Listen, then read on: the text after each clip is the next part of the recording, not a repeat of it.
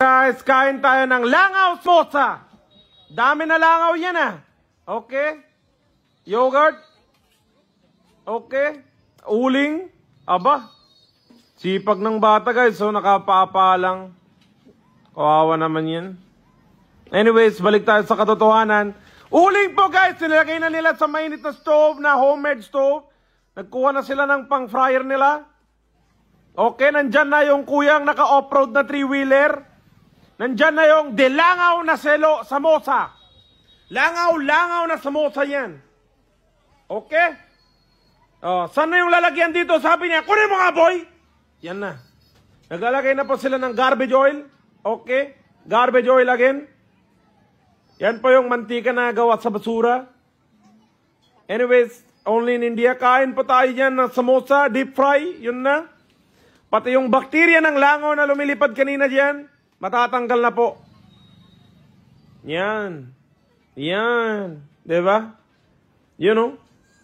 Frying the samosas. Golden brown dapat ilabas yan Ano ang kalalabasan ng mga to? Yan na. Crispy samosas. Yan na, round 2. Dami pa din langaw. Sana yung lalagyan. Okay, yun na, nahanap niya. Kinuha niya yung garbage oil.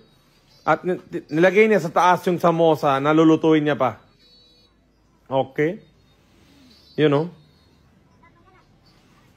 You know. Dami nilang garbage oil yan natamaan yung mukha niya pero all goods. Sabay punas. You know. Let's go. Nang nakasando-sando lang nagluluto yan Sobra na malinis yata yan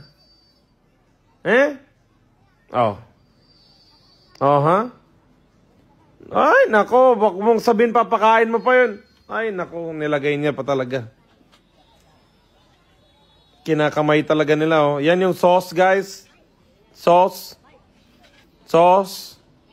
Tapos yogurt yung combo niyan, yogurt. Yogurt na yung combo niyan. More sauce. Yogurt. Yung.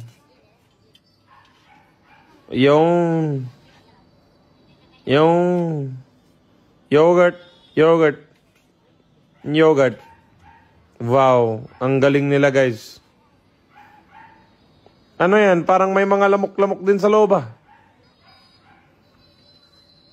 Meron nga guys. Nakita nyo yun? Lumipad sa side. Oh my God. Tirabe naman to. Anyways, kain well.